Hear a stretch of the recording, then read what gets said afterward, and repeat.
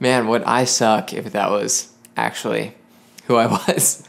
So really, more than anything, the hardest part about being a freelancer or working for yourself is, without a doubt, time management. All that time management really starts with having a daily routine that you can fall into every single day, because it really is so easy to fall into bad habits when you're working for yourself, whether that's waking up at 11 a.m., watching TV all night till 3 a.m. Through 3 years of freelancing, I found a daily routine that really works for me, and it's a way for me to get the most amount of work done as possible while still enjoying the most amount of my life as possible. Now, I'm not saying you need to replicate what my life is, but I think it's important for someone who's new to freelancing to have an inside look at how someone manages their day as a freelancer. Yeah, this is my day. Let's start super corny. The most important part of my day actually starts the night before. Right around 11 p.m. before I get in bed, before I go to sleep, the most important part for me to have a productive day the next day is to make a checklist for myself. When I first heard about people making checklists every single day, it sounded really lame and cliche to be doing this, but it really does, just when I wake up in the morning knowing clear goals of what I want to do the next day is so much more stress-free. On my checklist, I put 2 major things that I want to get done for the day. And the reason I picked 2 major things is because I picked 2 big blocks of time frames throughout my day, where those 2 blocks of work are the times that I am hyper-focused on work and only work. And in each time block, I focus on one of those major tasks that I want to accomplish. And when we get to our first time block in the day, I'll break down why that is a little more, just so we can get my day moving a little bit here. Got the checklist done, 11 p.m. We're gonna get in bed, snooze away. So I usually set my alarm for 6:30, and 6:30 is not when I wake up, because I probably hit the snooze button at least twice.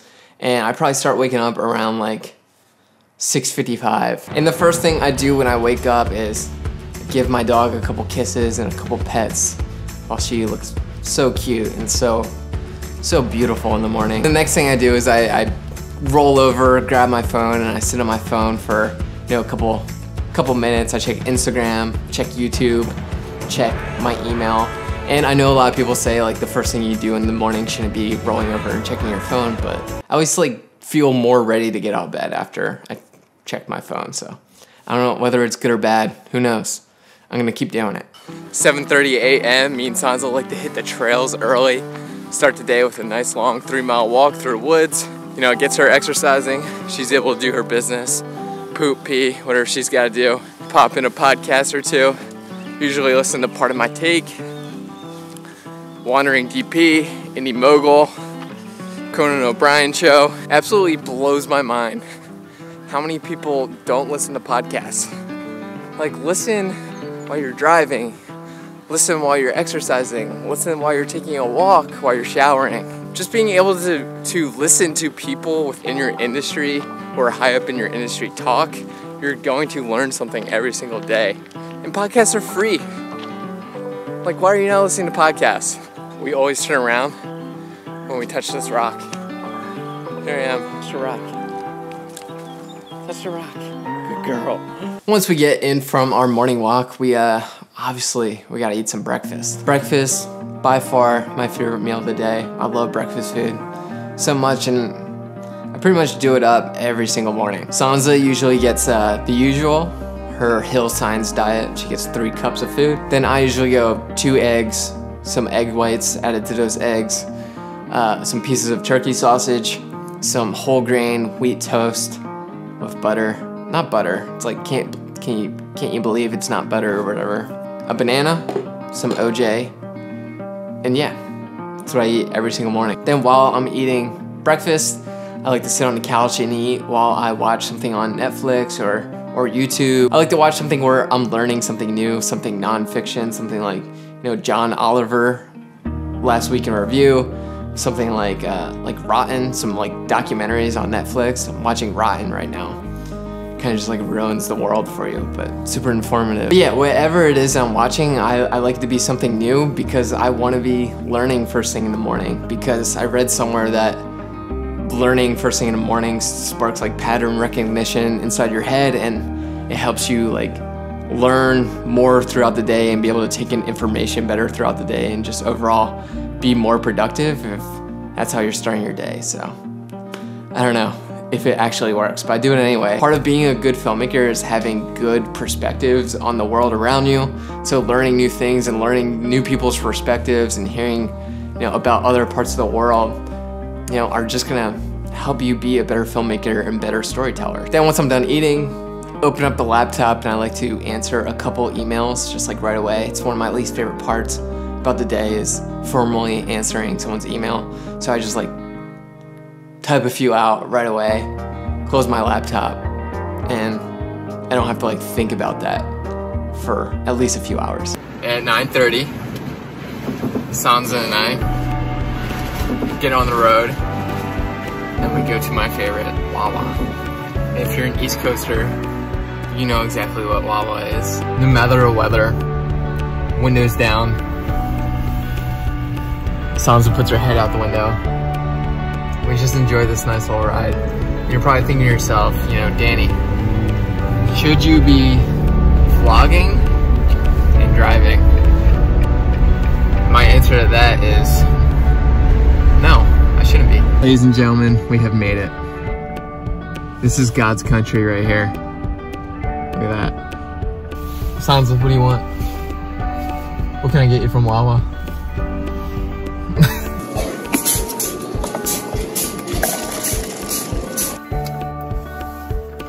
There you have it, some nice convenience store coffee.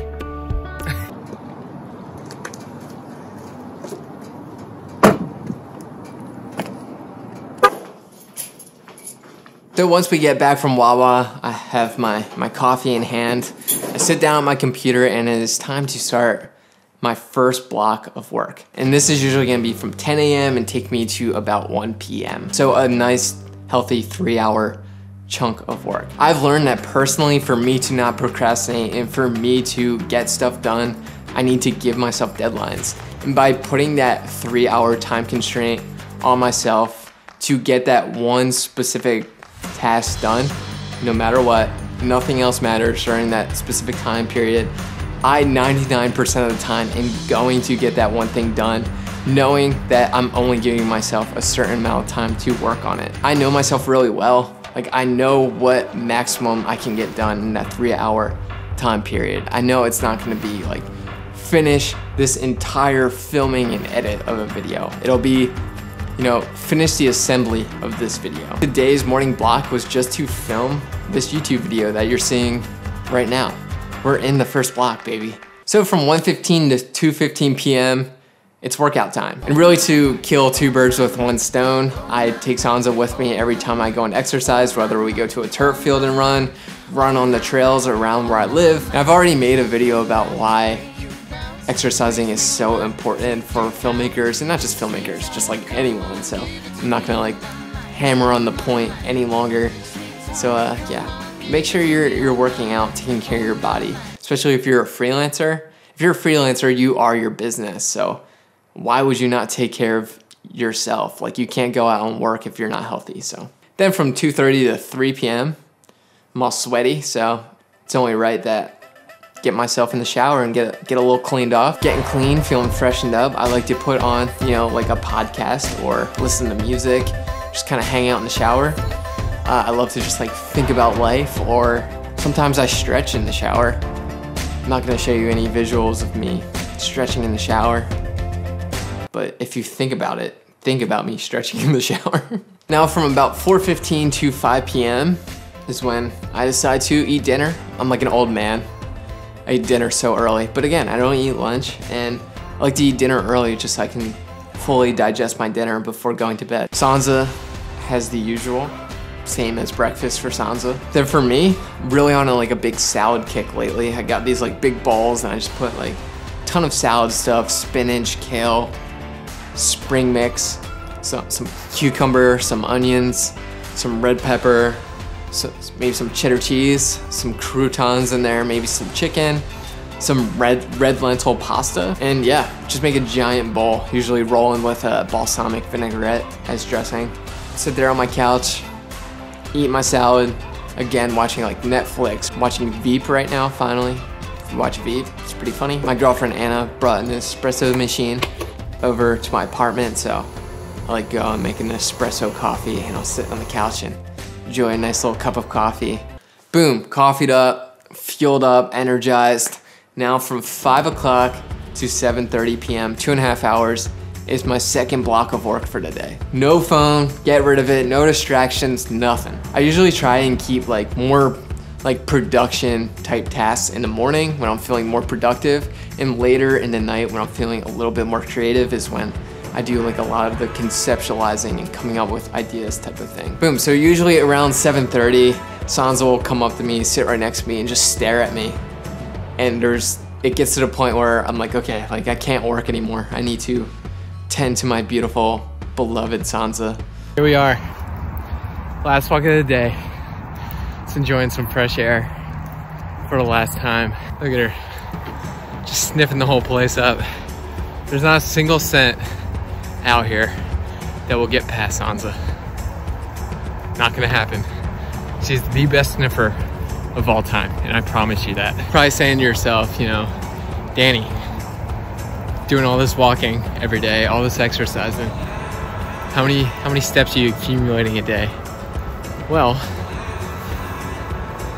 it's about 22,000 steps. It's definitely getting way too dark out here to be vlogging.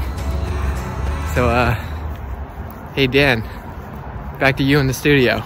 And then we get back at 8 p.m. So 8 p.m. till about 10:30, 11 o'clock at night, 3 hours.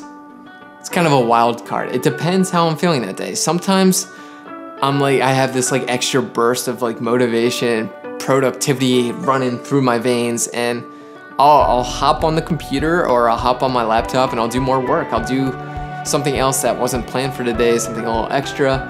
But sometimes I don't feel that great, and sometimes like I'm not feeling productive at all, and I'm not gonna like put myself through that struggle. Like I got the two main things that I want to get done for the day already done, so I don't have that pressure on myself to, you know, keep working. Like I know I got done what I wanted to get done.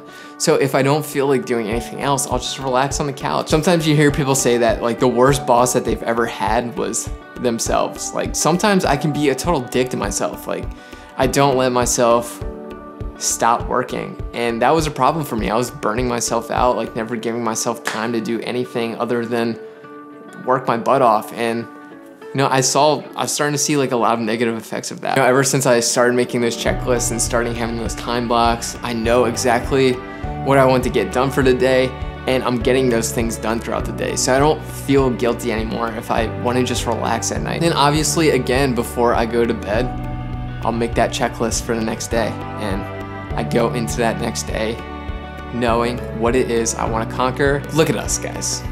Look at us. Me and you. Who would have thought? Not me. We're working for ourselves. We're making money.